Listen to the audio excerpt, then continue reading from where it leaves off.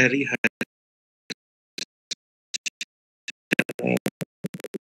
atau risk ya, tingkat risiko yang sifatnya adalah perkiraan.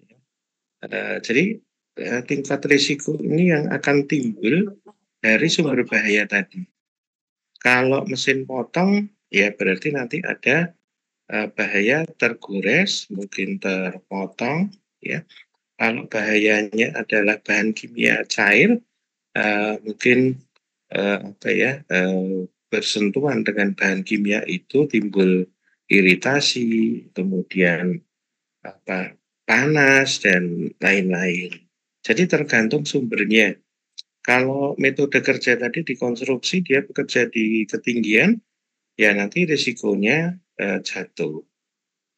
Jadi dalam konsep ini kita membicarakan teori yang terkait dengan peluang ya. Di sini digambarkan dadu. Jadi peluang untuk terjadinya pelanggaran kerja itu seberapa besar. Makin tinggi peluangnya, maka semakin berbahaya. Makin rendah peluangnya, maka makin aman. Konsep aman sendiri yang namanya tempat kerja itu tidak ada yang benar-benar aman ya, atau nol potensi. Sekecil apapun pasti ada. Dalam K3 atau keselamatan dan kesehatan kerja, aman dikatakan sebagai suatu kondisi mungkin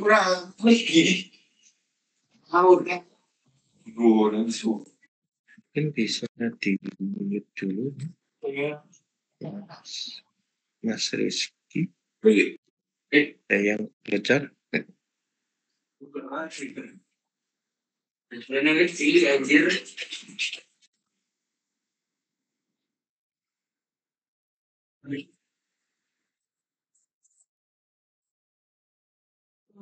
kebetulan saya bukan host, kalau kita tidak bisa nge-mute orang. Oh, saya punya saya. Oh iya. Nah, sudah. Ya. Lupa saya ini. Biasanya dari mana? Ya, saya lanjut Mas Rizky. Jadi intinya aman itu suatu kondisi di mana atau kapan munculnya sumber bahaya telah dapat dikendalikan ke tingkat yang memadai, merupakan lawan dari bahaya. Jadi intinya aman itu semua potensi bahaya itu sudah terkendali. Misalkan kita naik sepeda motor ya, ketika sepeda motor itu dijalankan itu merupakan ada potensi bahaya. Tetapi karena sudah ada rem, ya sudah ada spion, sudah ada lampu sein, itu adalah semua bentuk pengendalian sehingga kita dapat menggunakan sepeda motor tadi dengan aman ya, dengan catatan sesuai ketentuan ya, misalkan ada batas kecepatan maksimal ya, ataupun ketentuan lain yang secara administratif harus dipenuhi. Suatu saat bahaya akan muncul ketika kita tidak memenuhi persyaratan tadi ya, misalkan pada tikungan yang tajam kita kendalikan dengan sangat cepat ya, sehingga rem yang ada mungkin tidak memadai untuk mengendalikannya. Jadi potensi tetap ada, tetapi sudah terkendali. Sedangkan lawannya adalah danger atau bahaya, merupakan tingkat bahaya dari suatu kondisi di mana atau kapan muncul sumber bahaya.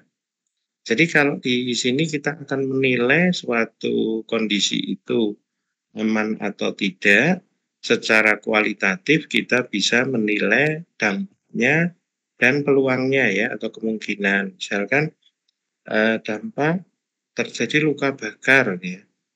Luka bakarnya hanya misalkan dianggap tidak signifikan ya, atau sedikit merasa panas ya. Beda kalau luka bakarnya sampai tingkat 3 ya.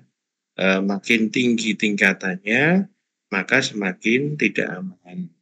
Demikian juga dengan peluang atau kemungkinan kalau kita memprediksi kemungkinan tidak terjadi ya, seperti tadi kita naik sepeda motor, kalau kita mengikuti aturan, ya kita bisa katakan kemungkinan tidak terjadi kecelakaan. Tetapi kalau kita tidak mengikuti aturan, bisa saja kemungkinan besar terjadi kecelakaan. Dikatakan makin besar kemungkinan atau peluang ini, atau ini ya, kejadiannya, itu semakin dikatakan berbahaya ya, atau danger. Secara umum kalau kita bicara K3, ada beberapa pendekatan yang terkait dengan keselamatan dan kesehatan kerja. Secara filosofi itu suatu pemikiran ya. Jadi orang memikirkan bahwa saya akan berada pada suatu kondisi di mana jasmani dan rohani saya aman. Jadi sudah punya keinginan dulu, kemudian nantinya akan membiasakan diri bekerja atau bertindak dengan aman. Kemudian secara keilmuan, karena ini bisa dipelajari, maka kita mempelajari kira-kira yang aman itu yang seperti apa. Jadi faktor-faktor yang menyebabkan kejadian kecelakaan ya, ataupun penyakit akibat kerja dalam konteks pekerjaan, itu pasti ada penyebabnya. Jadi secara keilmuan diketahui bahwa faktor penyebab itu dapat dikendalikan. Ya, selanjutnya secara etimologi menerapkan ya apa yang sudah dipelajari dalam keilmuan K3, bagaimana mencegah dan mengendalikan potensi bahaya ini sehingga tidak terjadi kecelakaan dan penyakit akibat kerja. Jadi secara praktik semuanya potensi bahaya itu berusaha untuk dikendalikan. Sering kali kita mendengar adanya kecelakaan kerja ya, termasuk di kampus, di Fakultas Kedokteran pun juga pernah ya jadi kecelakaan di gedung pendidikan dokter. Jadi mahasiswi ya dari arah barat mau belok ke kanan menuju gedung A, kemudian dari arah gedung A di depan gedung pendidikan dokter itu mau belok ke kiri mobil pegawai. Kemudian terjadi tabrakan di situ. Si mahasiswa itu rencananya pagi itu mau ikut fit lab gitu ya, tapi ternyata karena tabrakan dia harus dibawa ke rumah sakit Muwardi. Dengan demikian kita bisa mengetahui bahwa yang disebut kecelakaan itu tidak direncanakan.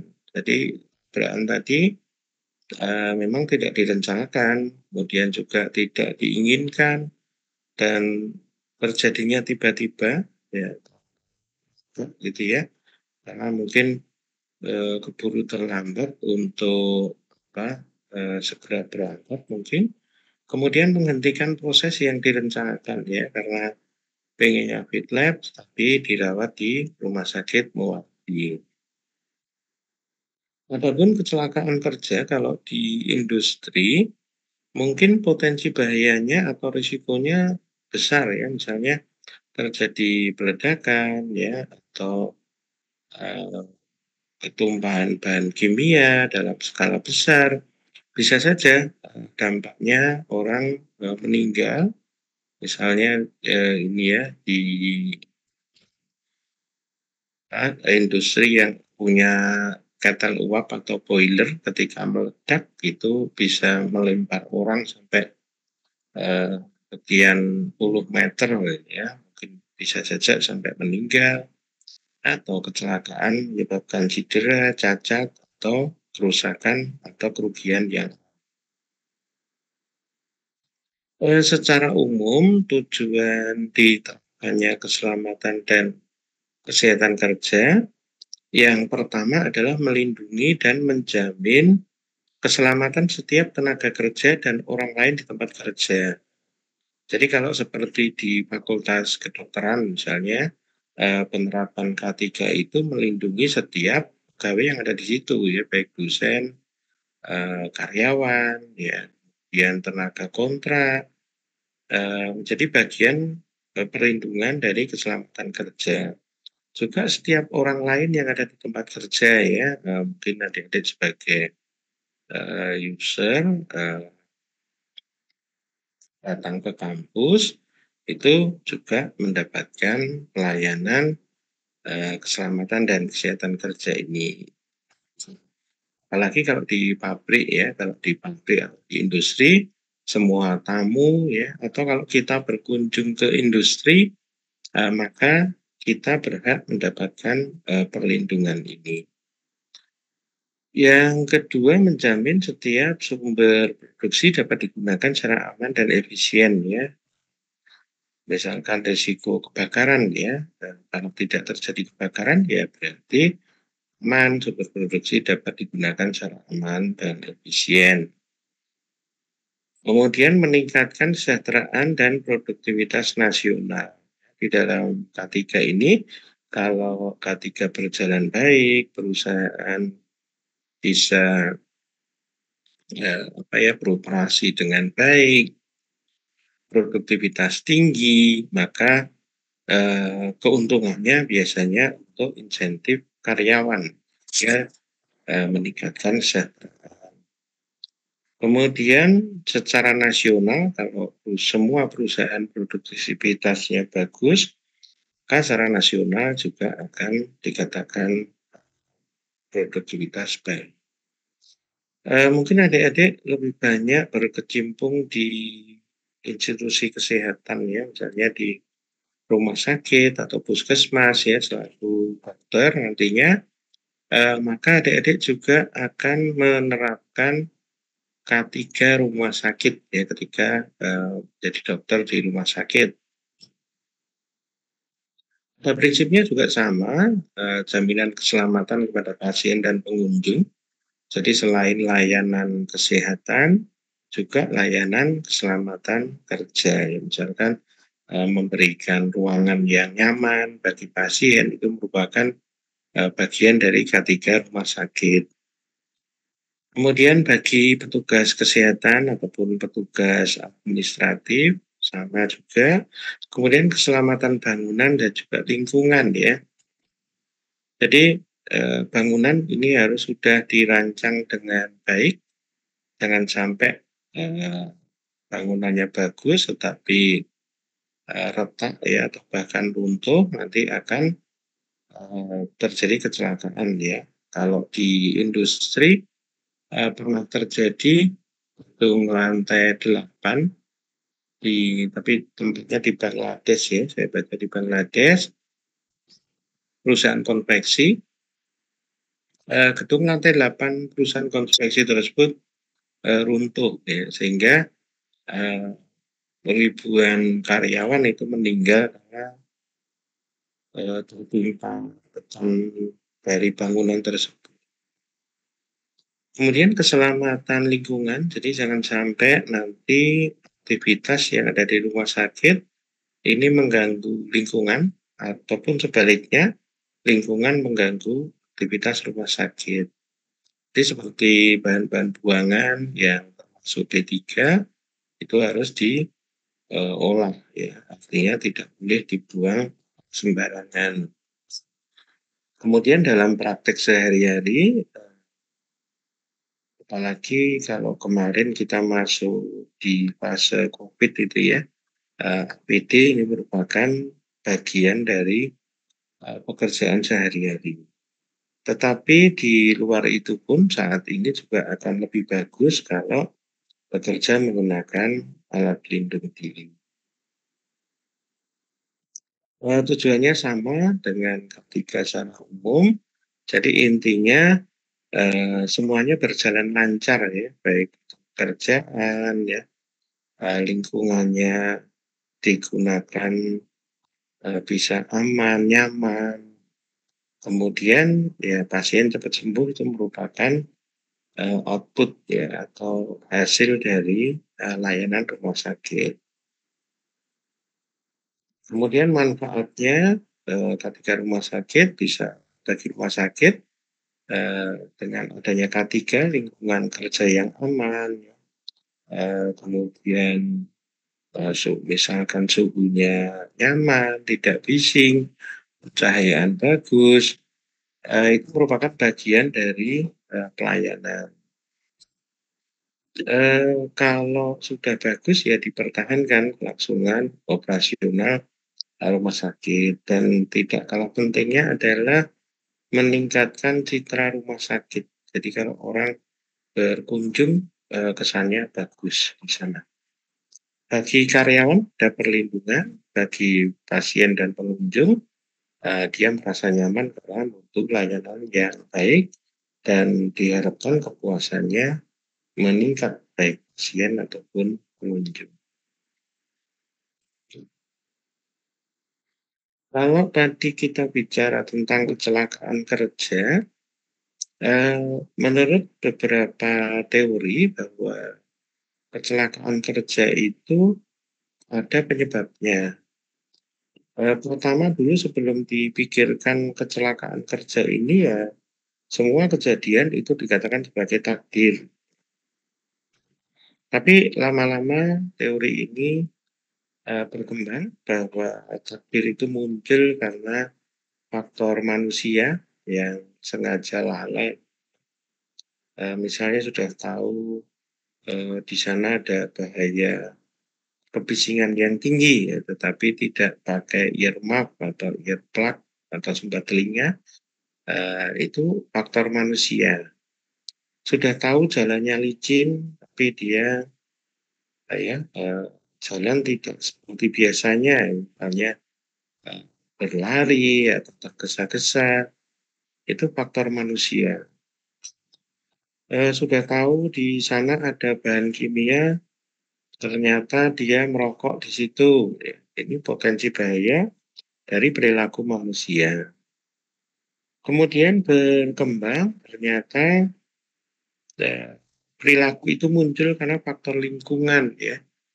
Misalkan tadi ini pada suka merokok gitu ya di tempat kerja, karena mungkin budaya di situ atau kebiasaan kerja di situ ya seperti itu ya, sehingga faktor lingkungan mempengaruhi. Tetapi kalau ada aturan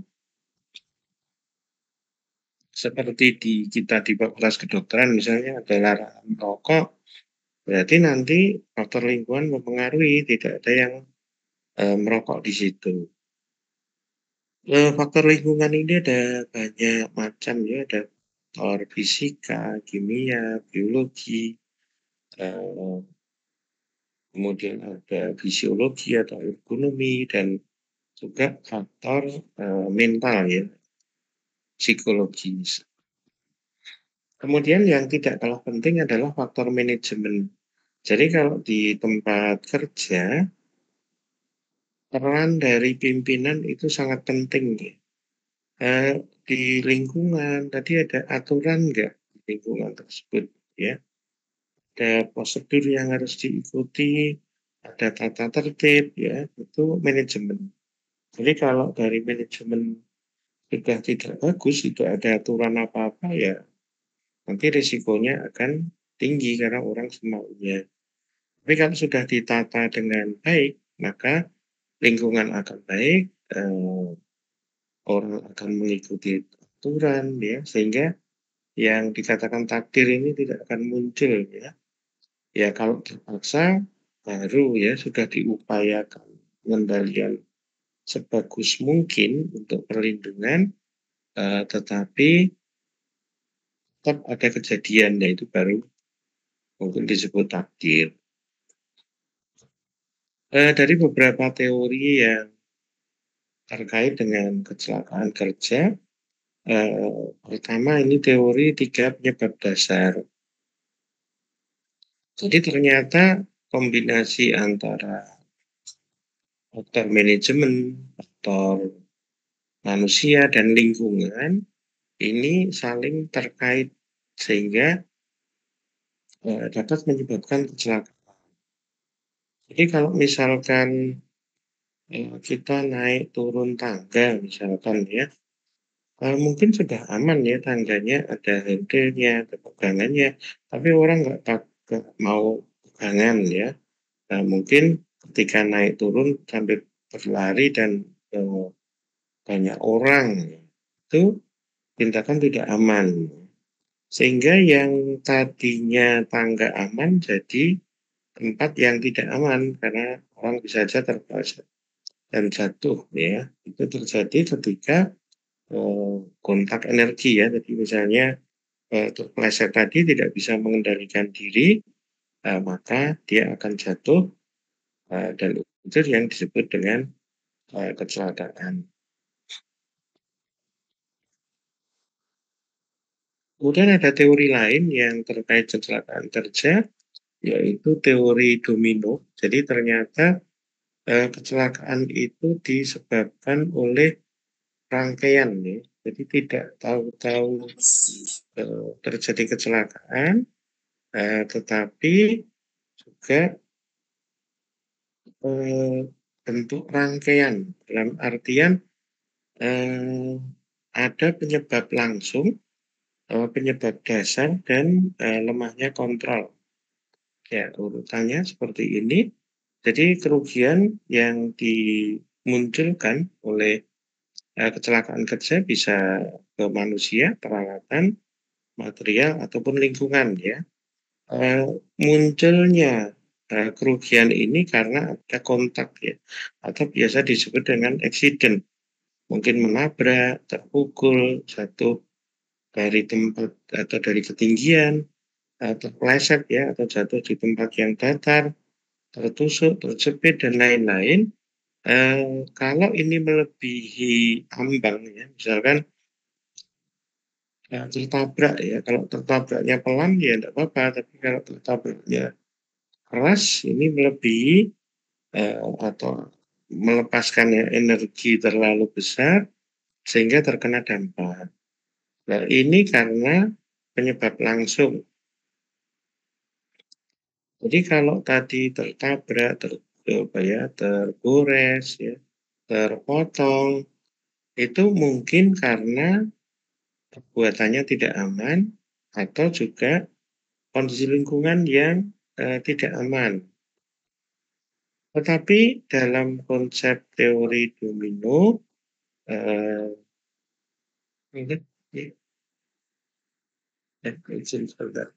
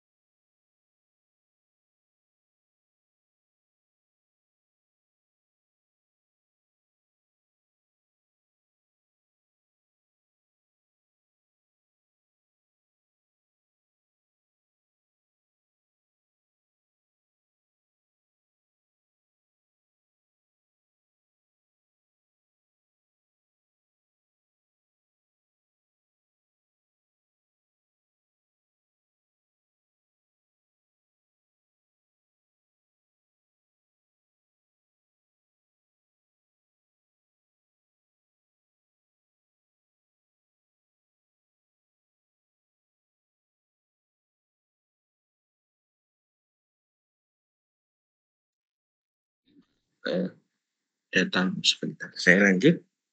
Semua kondisi ini ada kemungkinan karena ada penyebab sebelumnya. Ya. Misalkan APD tidak layak, ya, atau dia tidak pakai APD, di perbuatan tidak aman.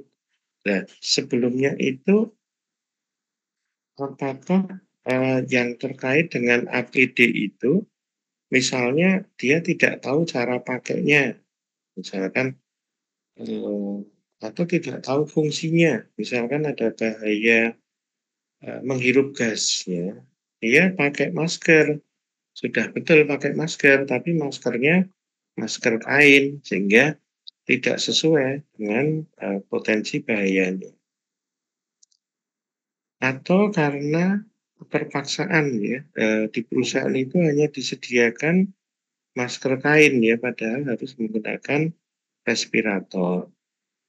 Atau mungkin sudah disediakan oleh pihak perusahaan, tetapi karena merasa tidak ada pengawasan dari atasan, ya, atasan langsungnya, ya dia tidak mau pakai. Itu penyebab dasar. Jadi di penyebab dasar ini bisa faktor perorangan atau pribadi atau faktor pekerjaan, ya. Apakah dia merasa bahwa APD yang sudah digunakan itu layak atau tidak, itu faktor kerja, ya. Artinya dari perusahaan menyediakannya tidak tepat. Kemudian penyebab dasar ini ada penyebab sebelumnya, yaitu kontrol manajemen. Apakah di level manajemen ini ada program terkait K3, kebijakan K3, komitmen K3, mengeluarkan peraturan yang terkait K3, mendanai program K3, menyediakan sumber daya K3, itu di level manajemen, ya, di kontrolnya. Kalau itu sudah disediakan dengan baik, maka kemungkinan terjadinya kecelakaan itu bukan di level manajemen, tetapi di level sebelumnya, ya, penyebab dasar ataupun penyebab langsung. Tapi kalau di manajemen tidak ada standar, berarti kesalahannya ada di manajemen. Kemudian prinsip dasar pencegahan kecelakaan, ya, karena tadi secara filosofi bahwa kecelakaan itu dapat dicegah. Setiap kecelakaan pasti ada sebabnya, ya, atau mungkin di kesehatan kita sering mendengar bahwa semua penyakit itu pasti ada obatnya. Di Indonesia itu peraturan atau undang-undang yang mensyaratkan tentang keselamatan kerja itu Undang-Undang Nomor 1 Tahun 70. Jadi ada 18 item dalam pasal 3 di ayat 1 Undang-Undang Nomor 1 Tahun 70 ini terkait dengan keselamatan kerja. Jadi penerapan keselamatan kerja itu tujuannya untuk mencegah dan mengurangi kecelakaan, mencegah dan mengurangi kebakaran, ya, dan seterusnya diuraikan di sini sampai 18. Termasuk yang ke-18 ini menyesuaikan dan menyempurnakan pengaman pada pekerja. Ini semuanya adalah ranah dari keselamatan dan kesehatan kerja. Kemudian untuk menerapkan K3, maka diperlukan sistem manajemen. Jadi kalau di Indonesia itu dasar peraturannya adalah peraturan pemerintah Nomor 50 Tahun 2012 tentang penerapan sistem manajemen keselamatan dan kesehatan kerja. Tetapi di beberapa sektor di kesehatan itu memiliki peraturan tersendiri. Ya. Kalau di PP 50 tahun 2012 ini pada umumnya di industri atau berkaitan dengan ketenagakerjaan. Sedangkan di ranah institusi kesehatan itu punya aturan sendiri yang dikeluarkan oleh Menteri Kesehatan. Pada prinsipnya SMK 3 ini merupakan bagian dari manajemen perusahaan. Jadi perusahaan dengan jumlah karyawan minimal 100 orang itu wajib menerapkan sistem manajemen K3. Atau perusahaan dengan jumlah karyawan kurang dari 100 tetapi memiliki potensi bahaya yang tinggi, maka juga wajib menerapkan K3.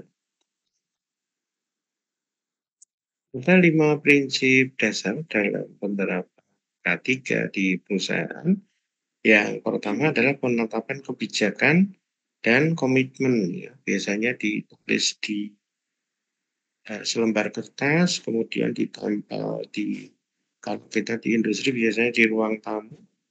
Kemudian di situ kita melihat bahwa kebijakan itu ditandatangani oleh pimpinan tertinggi, ya. Kalau di perusahaan ya direktur utama, kalau di level fakultas kedokteran ya dekan.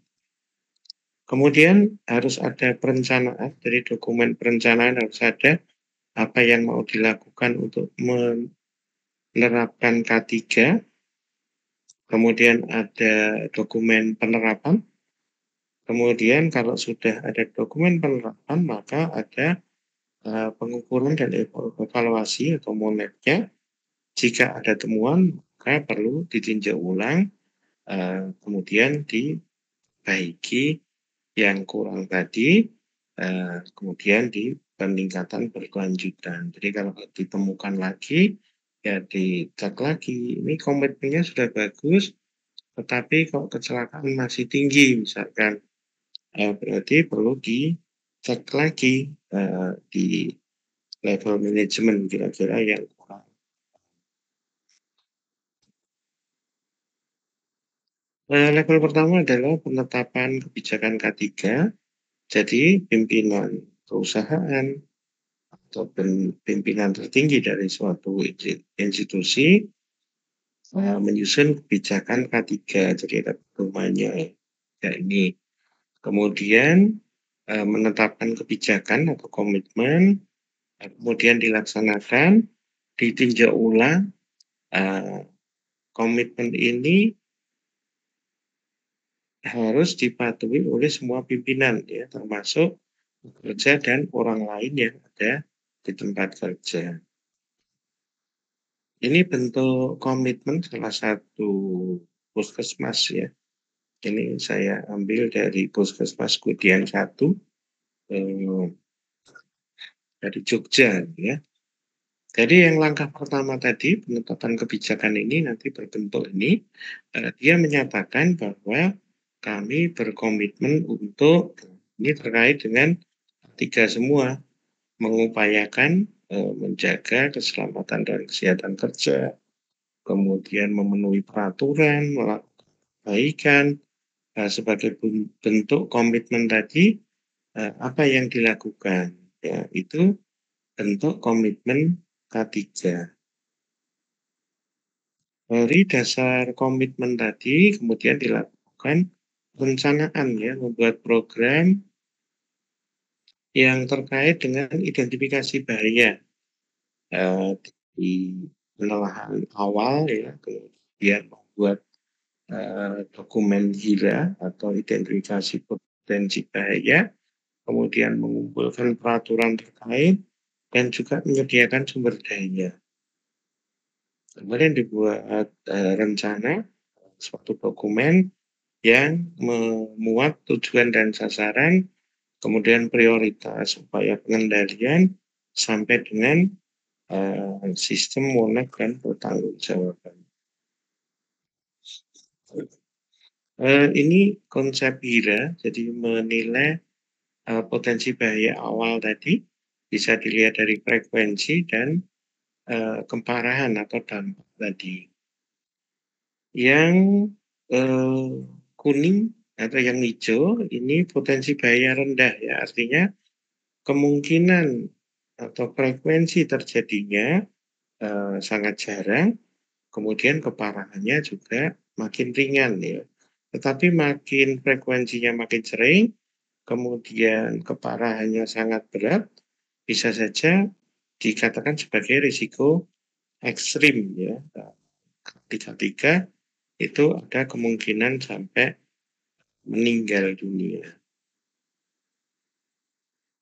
Ya, contoh parameter keseringan ya atau frekuensi tadi harus didefinisikan. Definisi ini berbeda antara satu tempat kerja dengan tempat kerja lain, gantung risikonya.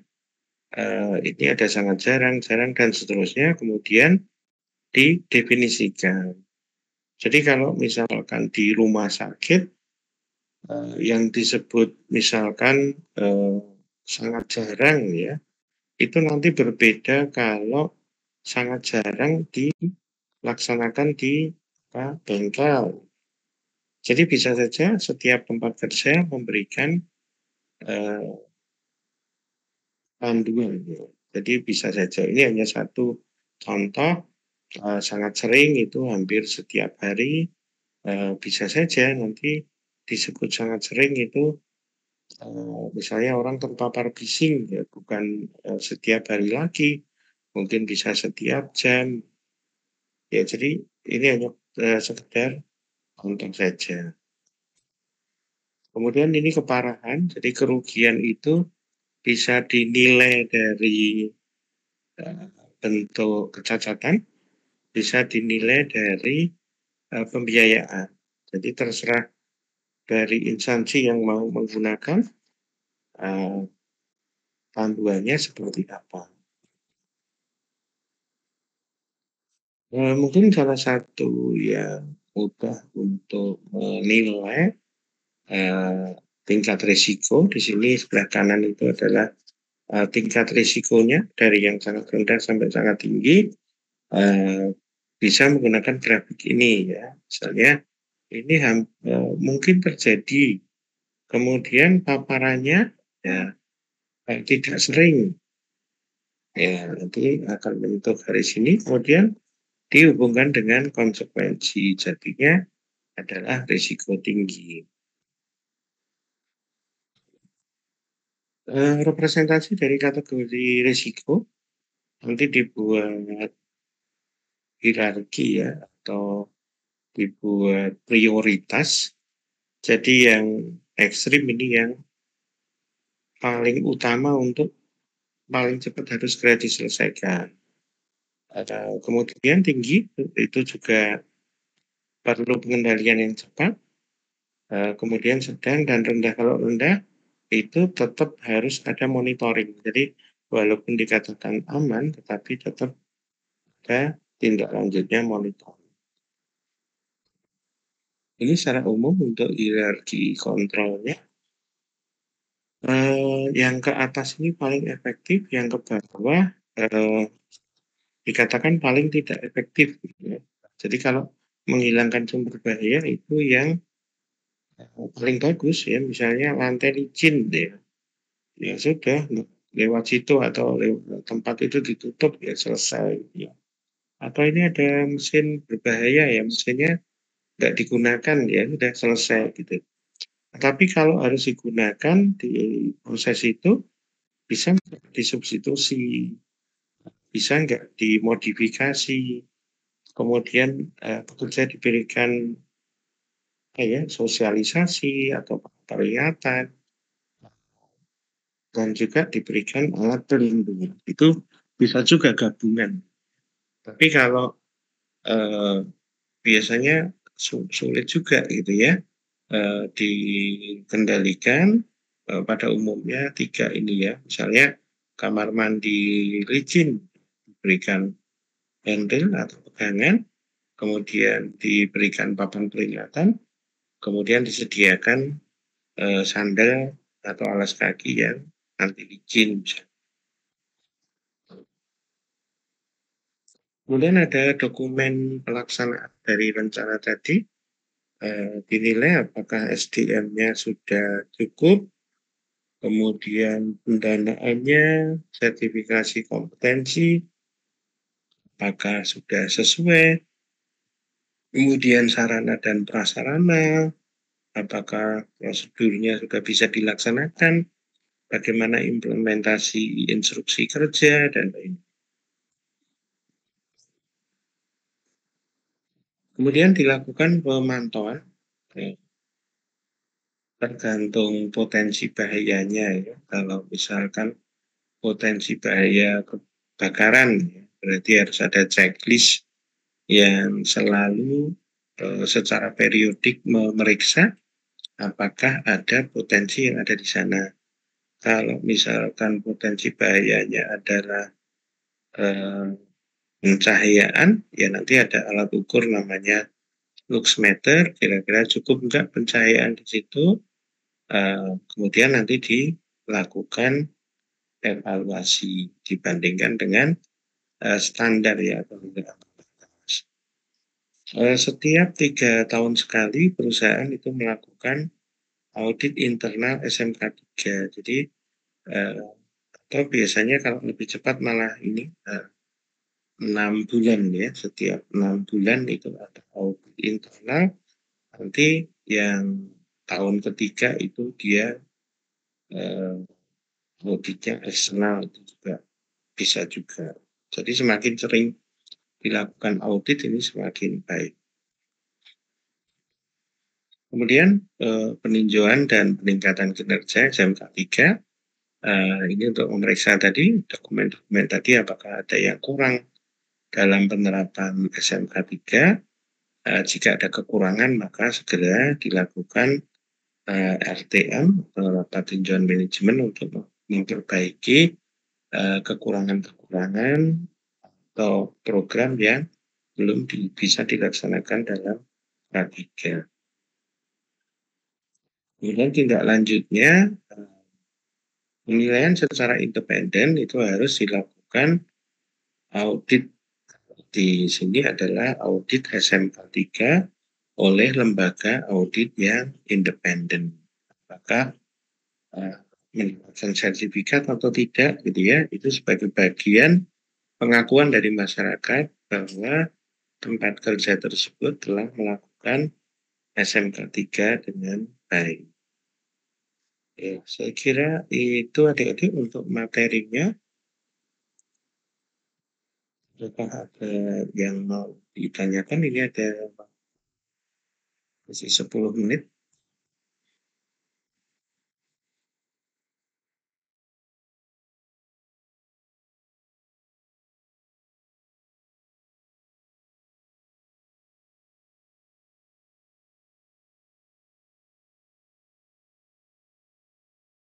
Oh, ada. Kalau tidak ada, kuliahnya sudah cukup.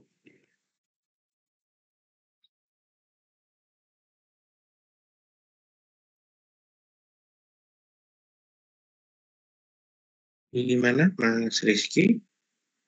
Apakah ada respon ataupun sudah cukup?